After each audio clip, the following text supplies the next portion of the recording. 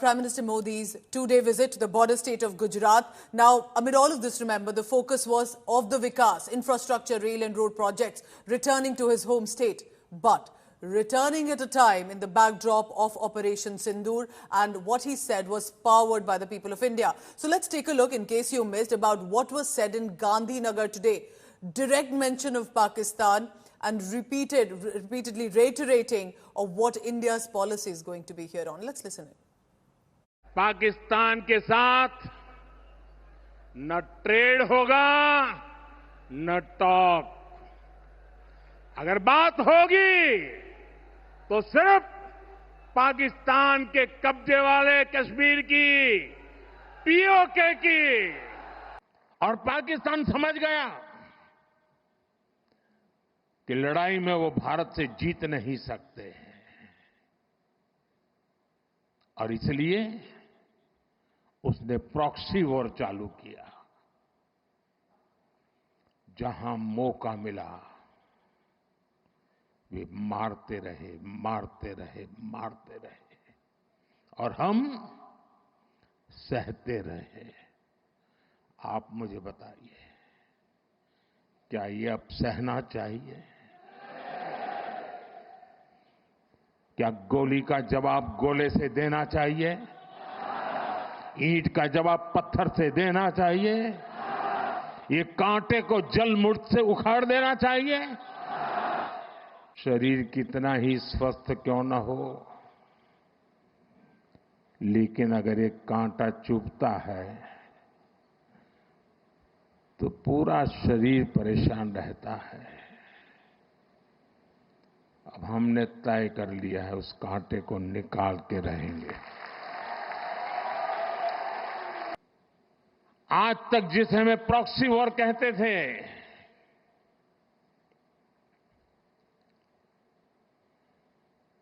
6 मई के बाद जो दृश्य देखे गए,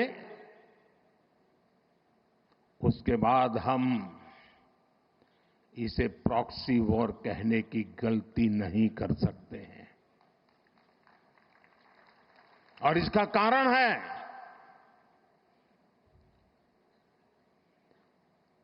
जब आतंकवाद के 9 ठिकाने तय करके 22 मिनट में, साथियों 22 मिनट में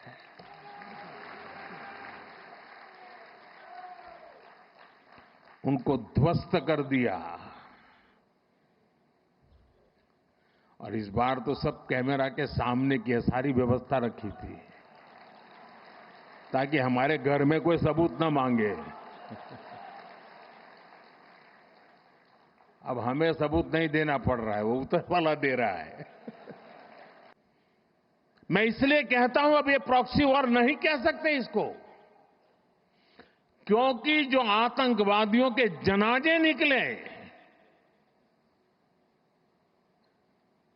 6 मई के बाद, जिनका कत्ल हुआ,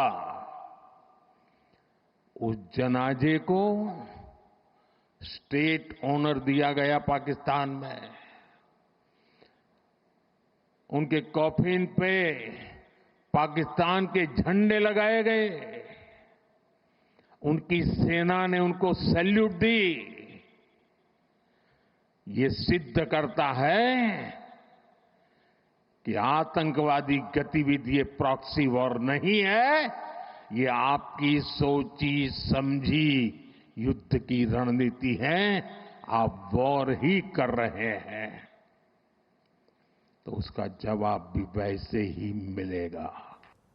Remember, amid the whole narrative and the backlash that has come in, and from Indians with regard to boycott Turkey, especially for its arms support to Pakistan, the focus of India to become a manufacturing hub, and especially for the state of Gujarat, which in itself is such a focus on handicrafts. While talking about the growth story of Gujarat and about all Indians, here's what Prime Minister Modi said, why it is vital for India's goal of becoming a developed nation by 2047 and to focus on domestic products and reduce dependence on foreign goods and foreign vacations. Here's more. So this is what is said. Remember how that terrorism has bled India since 1947 and Pakistan-sponsored terrorism, which sadly this time also had the support from China, Turkey, Azerbaijan, diplomatically, politically, arms and ammunition. And amid this whole narrative is how Prime Minister Modi says we need to focus on how India can become the urban growth story. Listen in now how specifically vocal for local is the big focus. So as Gujarat witnessed the fervour of Prime Minister Modi's visit 2 days, the words were strong and scathing. There were history pages to today's borderlines. Prime Minister Modi took a very direct aim also at past mistakes and brought in, or should I say dragged in, Nehru-led government, especially 1947. Listen in now to how Prime Minister Modi said that the mistakes made in 1947 continue to hurt us in 2025.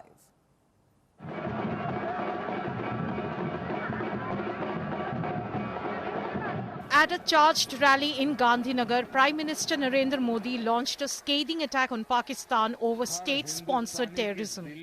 Not just Pakistan, Prime Minister Modi did not even spare previous Indian governments, accusing them of historical inaction on Kashmir. 1947 में जब मां भारती के टुकड़े हुए,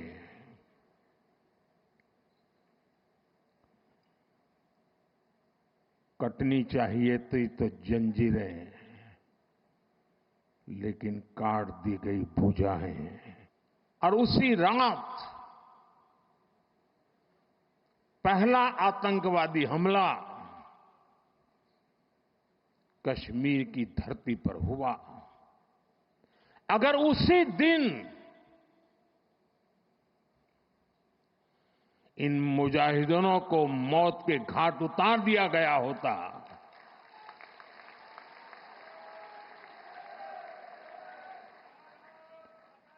और सरदार पटेल की इच्छा थी कि पीओके वापस नहीं आता है तब तक सेना रुकनी नहीं चाहिए, लेकिन सरदार साहब की बात मानी नहीं गई।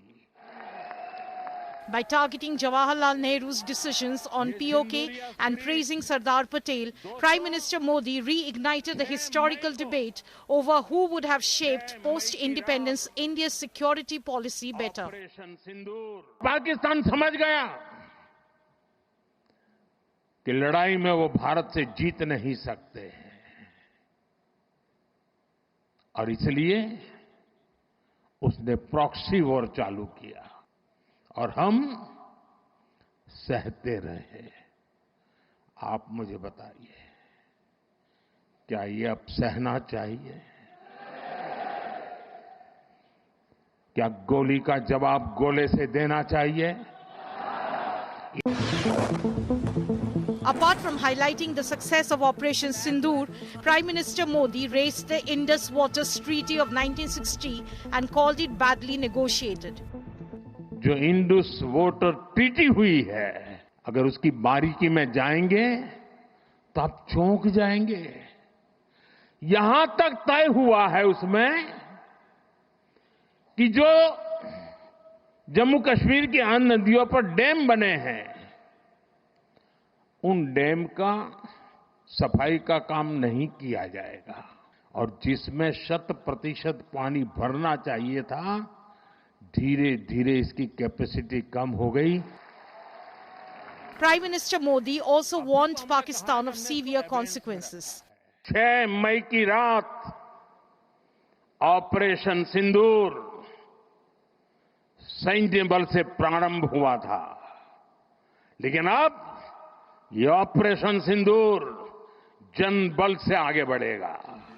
भारत माता की जय। He further referred to Operation Sindoor, stating that the Indian strikes were carried out in front of cameras, silencing what he called the politics of Saboot. With Piyush Mishra, Bureau Report, India Today. And because it was a dig at then Prime Minister Jawaharlal Nehru, the Congress party has also responded. Here's what Congress leadership, Pawan Khera and others have to say, including Imran Masood, the Member of Parliament, to Prime Minister Modi's speech in Gandhinagar. Let's listen in. आपने वो काम किया जो शायद जिन्ना चाहते थे, जो लश्कर तैयबा चाहता है, जो जैश चाहता है, जो पाकिस्तान चाहता है, आपने वही उन्हीं की भाषा में बात की, आपने वही विचारधारा दिखाई, आपने वही मानसिकता दिखाई। वो क्या कर रहे थे उसका तो जिक्र करना भी मुझे लगता है एक इस गंभीर विषय पर उनका जिक्र करना मुझे लगता है बहुत मजाकिया हो जाएगा, और ये मजाकिया विषय है नहीं। जिस तरह से वो कभी प्रेम चोपड़ा की तरह, कभी परेश रावल की तरह डायलॉग्स दे रहे हैं, साहब जा जाकर ये सिंदूर है, इसमें रगों में मांग क्या है, खून है, गर्म है, ठंडा है, और गोली खाओ, रोटी खाओ। ये प्रधानमंत्री है, ये प्रधानमंत्री है देश के। तो ये जो हुआ है, ये सब कुछ इनके ऊपर जवाब तो देश मांगेगा ही, जवाब उनसे ही तो लेंगे कि सरकार आप चला रहे, तो सरकार जवाब तो आप देंगे। जब सेना ने अपना शौर्य और पराक्रम दिखा करके पाकिस्तान के अंदर घुस गई थी, तो आपने 1 मिनट के अंदर सब चीज़ों को रोक दिया, और रोकने से पहले कोई आपने वार्ता नहीं की, कोई बात नहीं हुई कि आपको हासिल क्या हुआ। पहलगाम के कातिलों को सजा देने के लिए हमने ऑपरेशन सिंदूर शुरू किया था। पहलगाम के कातिल कहाँ हैं? उन्हें ज़मीन निकल गई कि आसमान खा गया, कहाँ गए वो? Let's try and understand this, because this has led to such a political debate. Joining me from India Today's newsroom, our managing editor Gaurav Sawant for the latest on that. Gaurav, a clear dig at Jawaharlal Nehru, then Prime Minister, but also appreciation and praise for Sardar Patel's vision of how it was in many ways his order that led to the army finally landing in Srinagar. Otherwise, we would have lost Srinagar too after Baramulla. But why do you think Prime Minister Modi today mentioned a 1947 action to say that action continues to hurt us in 2025? So this is something that academics and military historians have been grappling with for such a long time. Should we have attempted to get back Pakistan-occupied Jammu and Kashmir, yes, including Gilgit and Baltistan in 47-48 itself? And military historians are of two different opinions on this. So when we look at what the Prime Minister said, the Prime Minister is spot on when he said that the first terror attack that took place was when in Kashmir, you had Pakistani tribal raiders or Mujahideen, as he put it.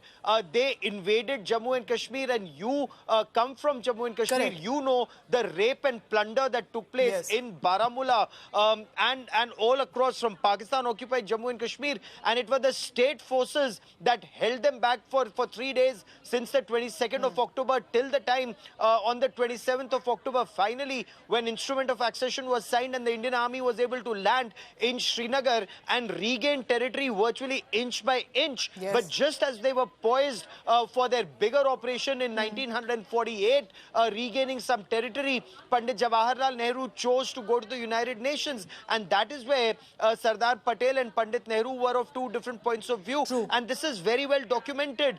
Sardar Patel wanted the armed forces to go ahead and liberate Pakistan-occupied Jammu and Kashmir, including Gilgit and Baltistan, which incidentally had been lost much earlier, and then have this, and there was absolutely no question of plebiscite, because Pakistan, if you recall, had fulfilled none of the conditions. Pandit Jawaharlal Nehru, of course, had a much bigger, he was an idealist, he was yes, an international leader. He wanted world opinion in his favor, and he perhaps thought if he went to the United Nations in 1948, Pakistan would be condemned as an aggressor, which Pakistan was.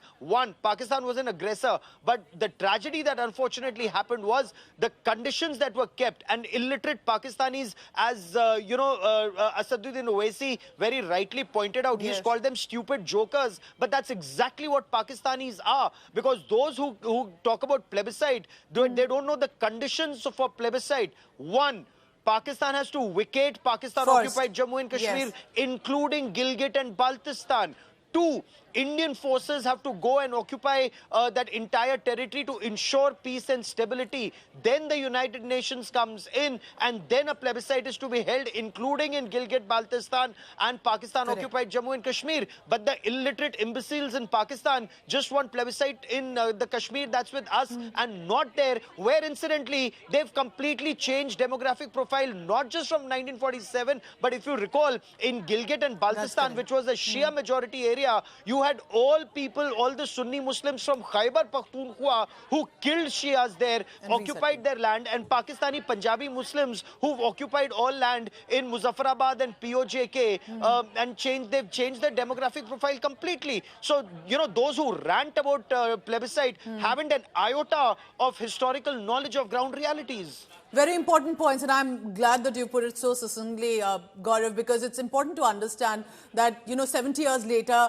it's very easy to say we'll take back POJK, but now there are, of course, certain views, certain historical facts coming in, and we'll, of course, see how the government goes ahead about it. Thank you very much. Gaurav, in fact, stay on with me.